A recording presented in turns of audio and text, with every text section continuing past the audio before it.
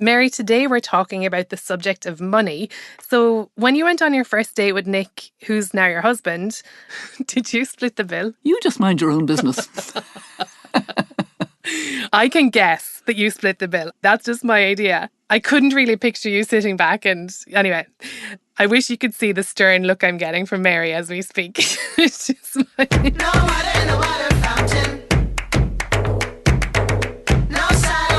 Hello and welcome. You are listening to Mothers of Invention, the show that explores why climate change, a man-made problem, can be best fixed with a brilliantly feminist solution. Each episode, we focus on one particular thing that people do that contributes to the greenhouse effect in a big way, like eat food, use plastics, or use energy. And then meet the women from all over the world and all walks of life who are changing the way we do these things in unexpected, climate justice and totally genius ways. I am Maeve Higgins, and if we were on a date and you asked me what do I do, I'd probably say I'm a comedian and I'm a writer and I like to examine serious things in a fun way. And I'm the former President of Ireland, Mary Robinson. And if we were on a date, then something would have to have gone terribly wrong, because I've been happily married to my dear husband, Nick, for some 48 years. Okay, good point. Nick. Right.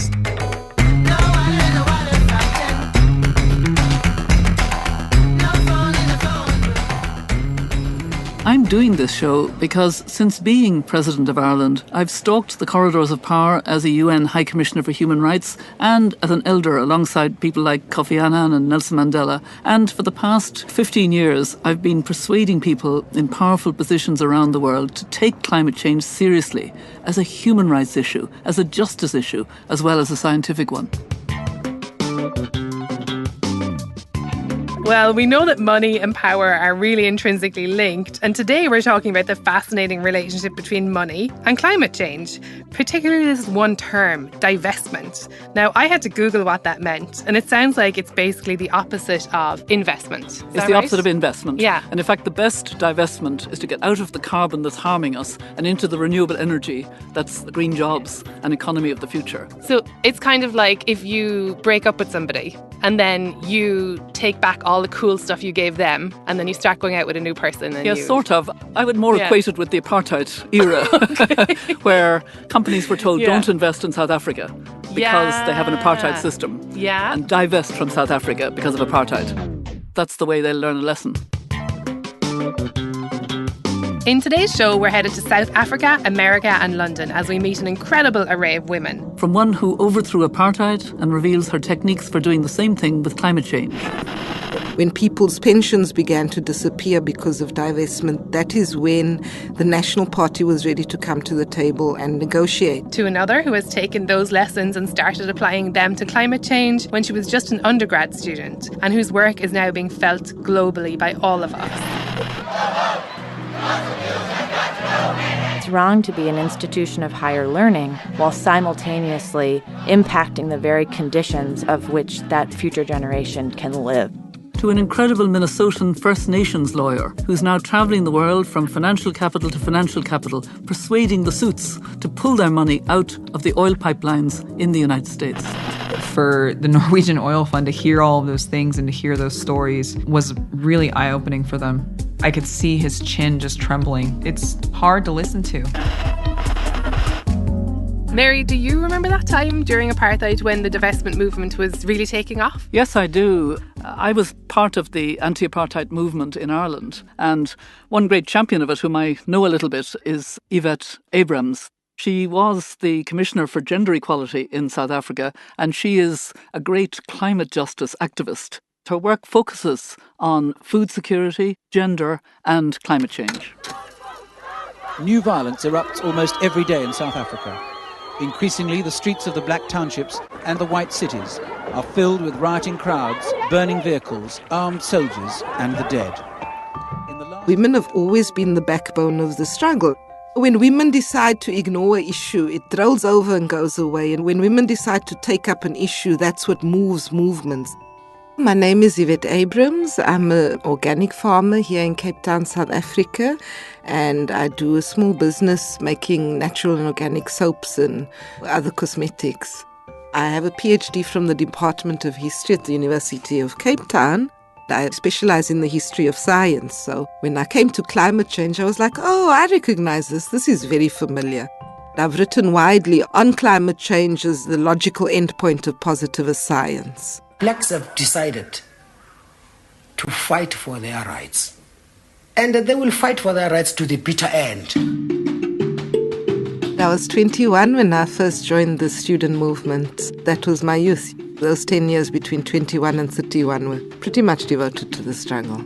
I was very much a housewife of the struggle. I was one of those who paid rent and put food on the table, grabbed babies when they were thrown into your arms when somebody got detained, visited lawyers and dropped money at jails. Sometimes I was on the run myself. So I would like one day a statue with a broom to the housewives of the struggle. I think the 80s was really the high period of cross-sectoral alliances with our ability to build solidarity across many different ideologies. And I guess in that sense, another very good preparation for climate change, because it's a very similar problem. What we did is pick companies that we felt were particularly bad and boycott selectively. We would recycle the black rand as much as possible, so we try and find a small black business to spend our money at rather than one of these big multinational companies that were supporting apartheid. We would really give a lot of thought to how you're spending your money and where you're spending it. Divestment was incredibly powerful because it speaks to people's pockets. In my experience, moral suasion might work with a few enlightened souls, but struggle is much more effective once you start taking money out of wallets. With anti-apartheid, what worked with two things. When people's sons started dying on the borders and coming home in body bags, and when people's pensions began to disappear because of divestment, that is when the National Party was ready to come to the table and negotiate. The fossil fuel divestment movement was inspired by that movement. I think it's one of the more powerful angles to climate change work. There's Mr. Mandela, Mr. Nelson Mandela, a free man taking his first steps into a new South Africa. Now Mr. Mandela walks through the gate. He's a free man. He's waving his fist. The crowd are responding with their fists raised in the air too. It's very possible that the course of South African politics will take a different turn from this moment. President de Klerk moved decisively to overturn all the cornerstones supporting over 40 years of statutory white privilege and black inferiority. In 1994, apartheid ended, and Yvette moved on to tackle what was the legacy of apartheid, which was, of course, poverty. After 94, I took up feminist issues, which was, in a sense, a struggle we'd kind of put on the shelf while we were fighting the broader anti-apartheid struggles. I guess it was a symptom of freedom to say, well, gee, now I can finally focus on women. I worked at a constitutional commission called the Commission for Gender Equality. My job was to monitor government and report to Parliament in respect of gender issues. Each had to take a portfolio, and I said, well, I'll do poverty. So I had workshops in every single province in the country, everything from under a tree to the halls of Parliament. I mean, I spoke to anybody who would listen. What we found was you couldn't move in poverty, whether you were talking land or water or energy or food, you could move nowhere without coming up against climate change. Women farmers in the remote rural areas had already observed the signs of climate change. They would say things like, the rain came a month late, or we had too little rain, or we had floods more often. We normally only have it once a generation, and now it's been every 5 years, or there's this new insect on the cabbages. Because they knew their ecosystem so well, they'd already observed the changes. What they didn't have was an explanatory model. So when we explained about climate change, they said, now it all makes sense. The white man stole the weather.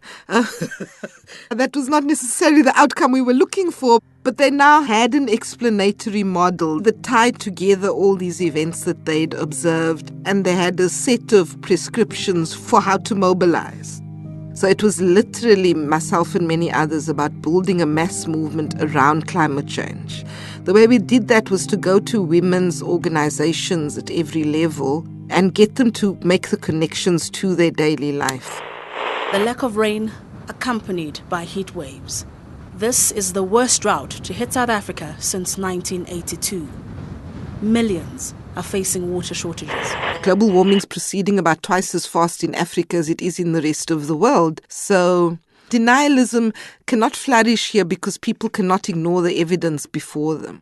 When you're sitting with a daily water ration and when you've used up your ration, the tap gets switched off, you're not going to take any notice of denialists. Now when we're sitting with the water crisis or the energy crisis or the food crisis, around every single one of these issues there are movements. So people are ready, they are organised, and they know what to do.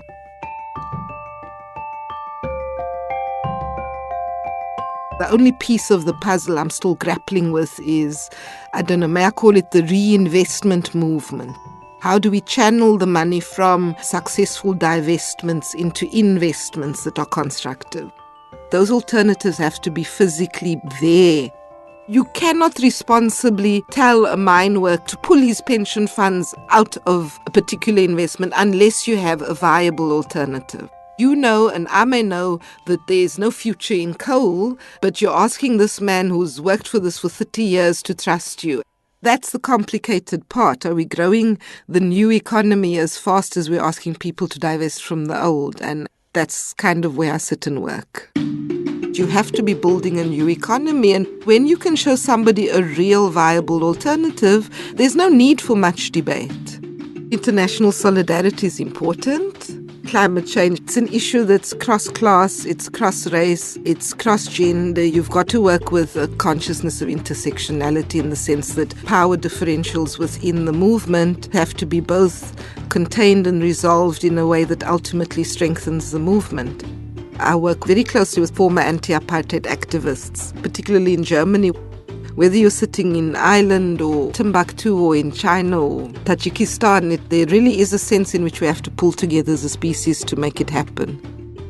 Oh, I love that expression. Isn't it incredible? The white man stole the weather. Mm-hmm. That is brilliant. Yeah. Because it's so true. Yeah. Whether it's by denial, whether it's by investing in fossil fuel. Yeah. And of course, all over Africa, we're seeing this. Cape Town is running out of water. They've had to ration very severely.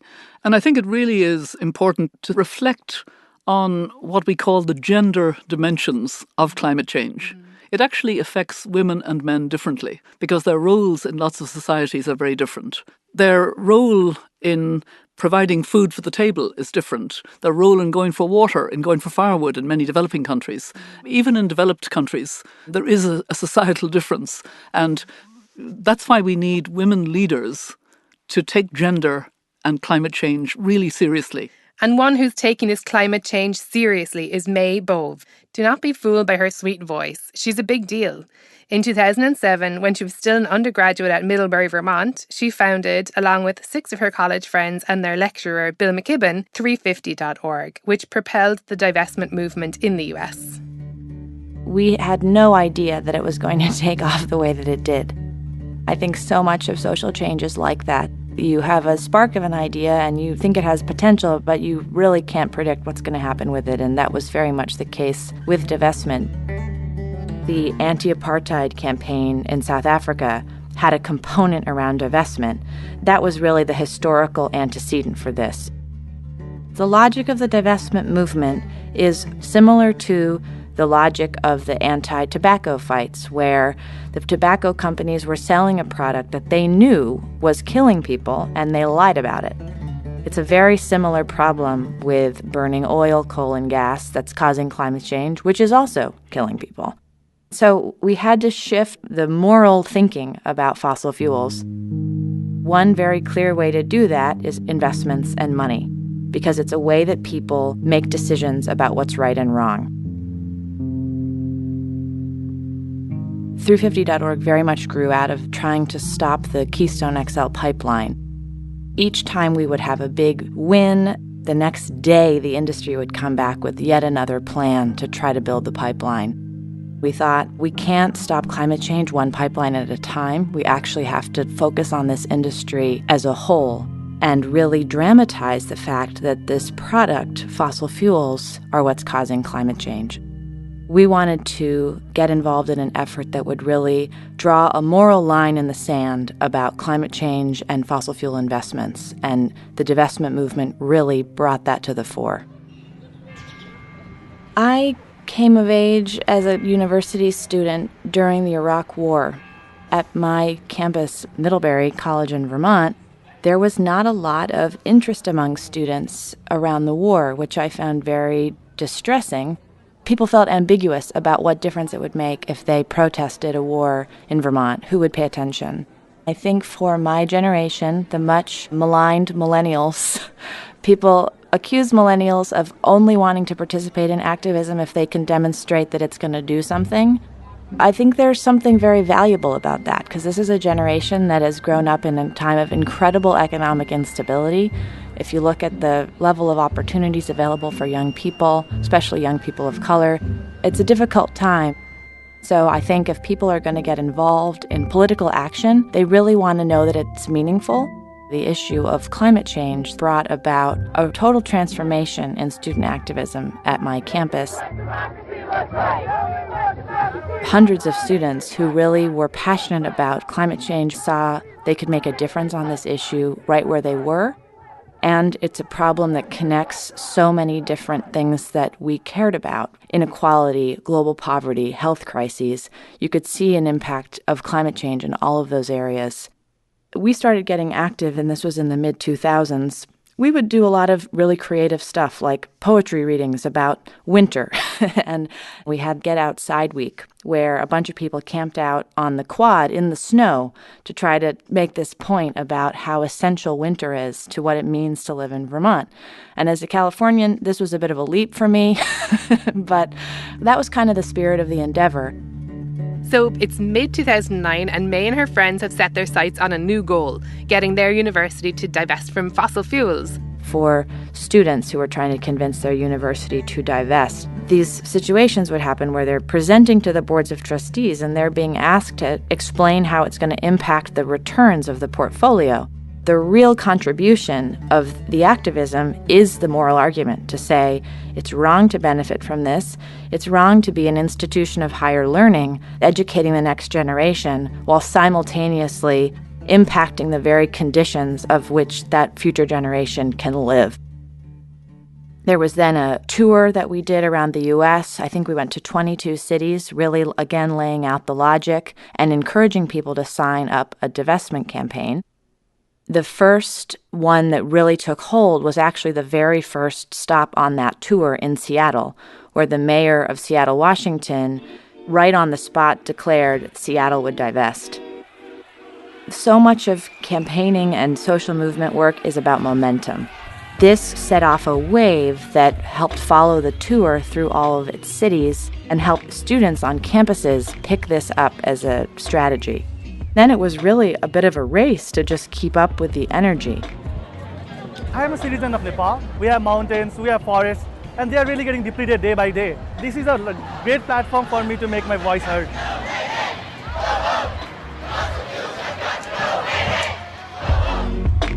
We also spoke with South African activist Desmond Tutu. Recorded a statement of support of divestment very early on and really made the link between climate change and ending apartheid. And so it was very much part of the early thinking. There was and is still a fossil fuel divestment effort taking place in South Africa. One of the good criticisms of the divestment movement in particular was that people who speak for it, myself included, are the white people, are the middle-class people. So you get this sense that we're making up the whole movement and we're not. A lot of the leadership in this movement is being led a lot by women, a lot by people of color, who are actually the ones who are making sure that a coal plant is not sited in their community and that a pipeline is not built. And so it's really looking seriously at questions of equity about whose work is recognized in public, whose work is recognized with resourcing, getting to a place where we're actually working better together to win. And then in January 2018, New York City Mayor Bill de Blasio announced the divestment movement's biggest coup so far. The jury has come back. Climate change is a painful, horrible reality.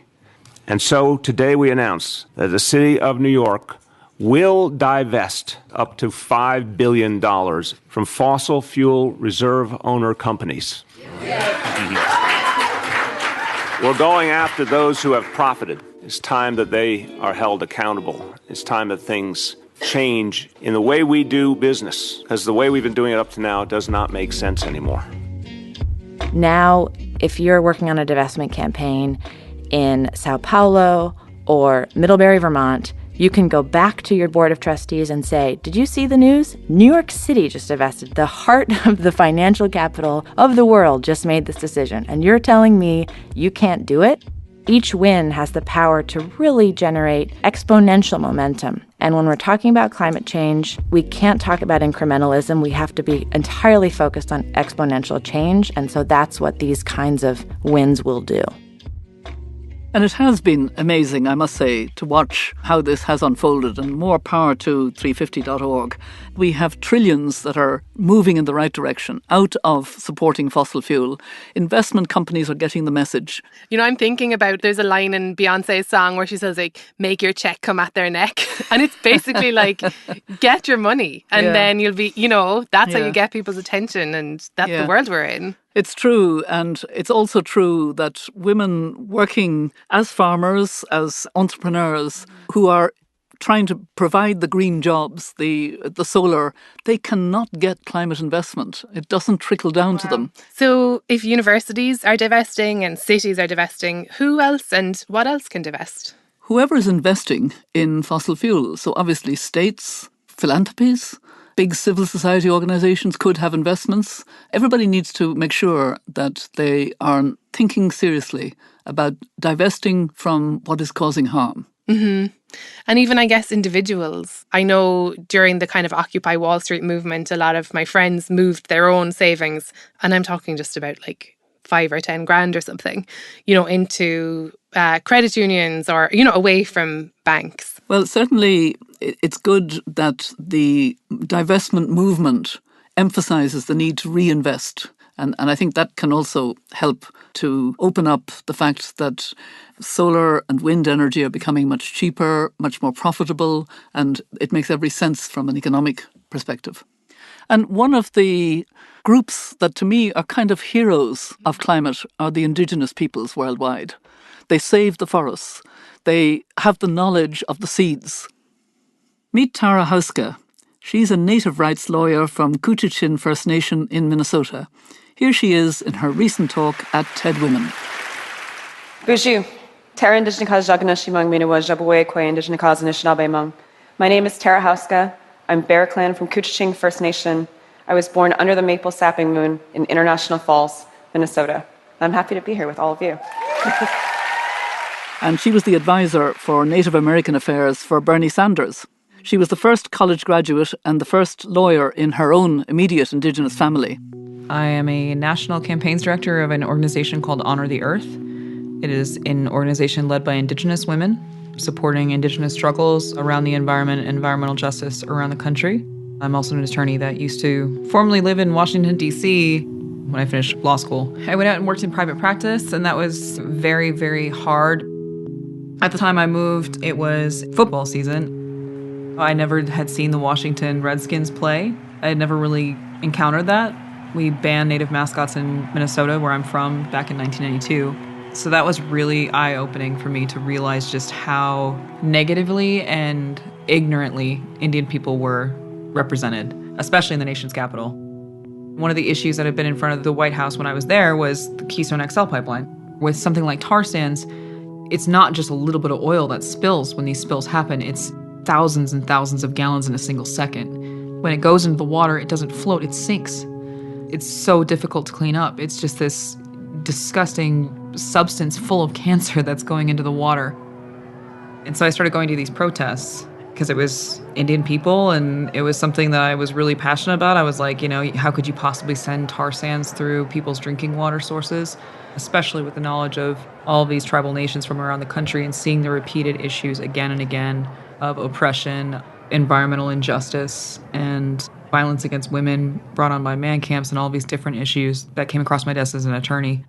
So I basically was in this position of being a full-time first-year associate and then going to protest during my lunch breaks. I'd like run over in my suit, protest in front of the White House, and then run back and go back to writing a legal brief. At the same time, I started working with this woman named Winona LaDuke. She's an Anishinaabe economist and activist, and started trying to give her free legal services as an attorney within the firm. And then she was like, maybe you should come work for me. And then Standing Rock happened. And this woman, LaDonna Allard, she's a Standing Rock member, put out a message on Facebook asking people to come and help because the machines were here. Seeing the people on Facebook, seeing their live streams of the machines are here, and they were standing in front of them, and there were people gathering, and they were resisting. In the snows of North Dakota, they were digging in for the long haul. This camp is the largest gathering of Native Americans in living memory. They had come here to fight a pipeline which they say desecrated sacred sites and threatened tribal waters. In recent weeks, there have been bloody clashes between protesters and the authorities. To the ground, they were targeting the medics with round after round after round of pepper spray. Everyone's just trying to help each other out and survive because we're not going anywhere. And so I packed up my car and packed up my dog and drove from DC out to Standing Rock. I remember one of the very first actions that happened out there, they were bringing in construction equipment. All these men and women were arguing about what to do. And finally, 4 women just got sick of it and just jumped the fence and went and stood in front of the construction equipment and stopped it for the day. The company that was building the pipeline, Energy Transfer Partners, is connected to Donald Trump, who has investments in it. The CEO of that company donated $100,000 to President Trump's campaign. And it's true that there's a lot of power politics in all of this. That's something that human rights defenders like Tara have to be willing to suffer personally. My personal narrative was one of being arrested on a front line and being put into a dog kennel and being strip searched and dehumanized. Seeing Indigenous men and women maced at point-blank range, watching teenagers being hit with batons by police officers, watching elders have their sacred objects taken from them and thrown on the ground, being handcuffed in front of me, watching a police officer chasing a teenager on a horse across the plains shooting at them, and knowing all the while that the police were doing these things to people to protect a pipeline and to benefit an industry that is really not necessary. I'm from McLaughlin, South Dakota on the Standing Rock Indian Reservation. I have the resources and the privilege to come out here, dedicate time, attention, and intention. I come from Oklahoma. I'm a Choctaw. I am from Rapid City, South Dakota, but I am Rosebud Sioux. I'm a water protector. I'm here to protect the water. We have allies who recognize that we aren't crazy environmentalists. We aren't people who are more concerned about hugging a tree or something like that than we are about driving a car. No, we're people who want to move into driving a car that is powered by the sun. I'm pleased to announce that the Dakota Access Pipeline is now officially open for business. When Trump got elected, it was a very, very low point for a lot of people. Kind of led to this hopelessness of, what do we do? And this article went out, the 17 banks funding Dakota Access Pipeline. And when that happened, I think a lot of us felt like we should do something else around this. And so we started doing these bank shutdowns where we would just go to a bank branch. We go to Wells Fargo, we go to Citibank, we go to Chase, we go to these places where we knew that that bank was directly tied to funding Dakota Access Pipeline and take over the space.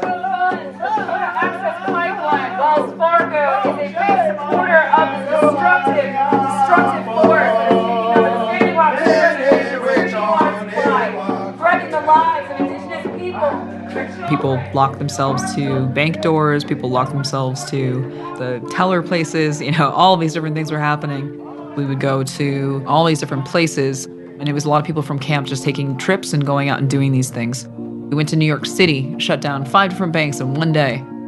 We recognized that dealing in terms of morality was not as effective as dealing in terms of money. These companies feel money. That's what they fuel themselves on. And so targeting their investors and targeting the people that were funding these projects was an easy way to hit a forward-facing agency like a bank. Taking and holding space and drawing attention to this That quickly spawned into a way for people who wanted to be at Standing Rock and wanted to be part of the resistance to do something in their own locality. How can I get involved? What can I do? How can I help? Take your money out of these banks. Go to these city council meetings and tell your city council to take their money out of these banks. What started as just tribal members turned into all of these nations around the country and then around the world, sending their flag and a delegation to come to Standing Rock and to present as Indigenous people united in struggle.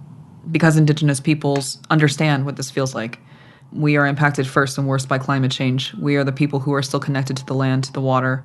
This pipeline, we're not going to send it through white suburbia. We're going to send it through some other place no one ever heard of. That's going to be Indian country, or it's going to be a reservation, or it's going to be right next to a reservation, or somewhere remote that people don't see, which oftentimes is places that Native people live. The Sami are people who are Indigenous to Norway. They came over to Standing Rock and spent a great deal of time out there. I was so shocked to see white faces who were Indigenous. When these Sami folks went back, and they were like, what can we do? Now we're back home. Then this piece came out on the banks.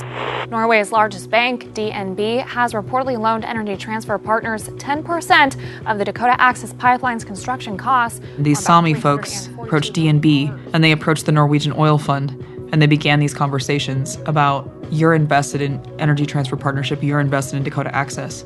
You're doing this to these people, and here's their story. Tara herself was invited to be part of a delegation of Indigenous women to travel to Europe, and they met with the Norwegian Oil Fund. One of the largest funders of fossil fuels in the world, $1 trillion invested in this portfolio of extraction. It's like this weird dynamic of Norway is this beautiful place. Everyone is really environmentally conscious. Everyone is very outdoorsy. They have this great place they live in, and they all recycle. Their carbon footprint is low, but their pension fund is based on the extraction and destruction of communities somewhere else. For the Norwegian Oil Fund to hear all of those things and to hear those stories was really eye-opening for them. In that moment, I remember sitting there and watching. There was one man in the room, and as we were telling our stories and telling our own personal experience, I could see his chin just trembling. It's hard to listen to. They recognize that there is change, that there are Indigenous communities, First Nations communities that have rights that can cost their company a lot of money. That it's not just you can run over people and communities like you always have. People who are allegedly without power, with very little resources, were able to successfully carry a movement that is one of the most significant resistance movements in decades. It was Indigenous peoples telling their own narrative, carrying their own movement, and saying, you can help us in the way that we want you to help us.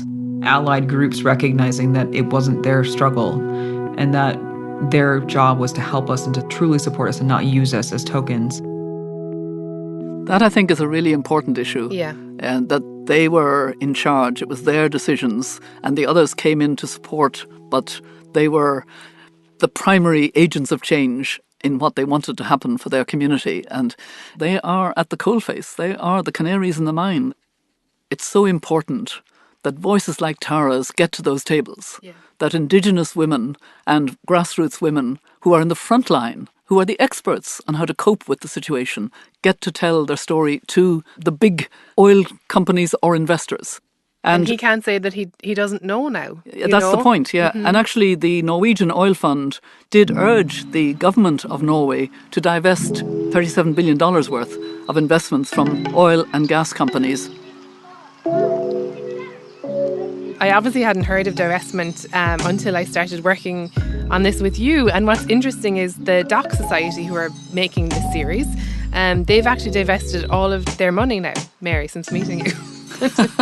I like people who walk the talk. I know. I think they were scared not to. They took their money out of Barclays Bank and then they put it into Triodos, which is a building society with more ethical practices, I suppose, and who don't have money in fossil fuels. I was considering doing the same. I'm not on the board of anything. I'm not a shareholder in anything. But I think I do want to figure out like what my money is being used for. I presume you have a lot of money that we're talking about now, Maeve. I'm going to do some investigating and I'd love to tell you how I get on. Done. Okay, good. I promise I won't bore you, Mary. I'll be phoning you at 4 a.m. Listen, I only got through to customer services and they don't know where the money is. It's like some poor lady in Georgia. Sweetheart, I can't help you. Okay, I'll check it out and I'll be back. Good.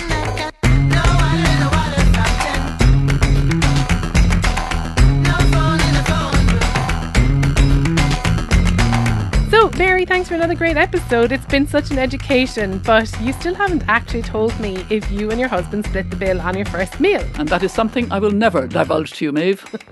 You can find out more about the series, the mothers we've met today, and support them at mothersofinvention.online and follow us for updates and more episodes on Facebook, Twitter and Instagram at Mothers Invent.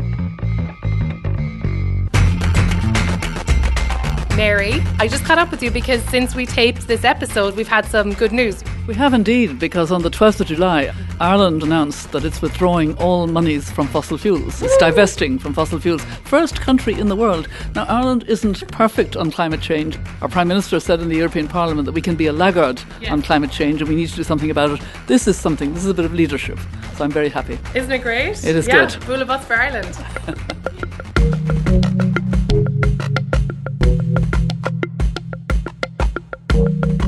Mothers of Invention is a production of Doc Society recorded in Dublin, London and New York and made possible by the Compton Foundation. The chief banker and series producer is Lena Prestwood, and this episode was produced by Dara Kell and Dasha Litsansina. Our clerks, researchers were Rhiannon Licorice, Aisha Yunus. The chief investors and exec producers are Jess Search and Beatty Finzi. It was edited by Samuel Shelton Robinson and Dasha Litsansina.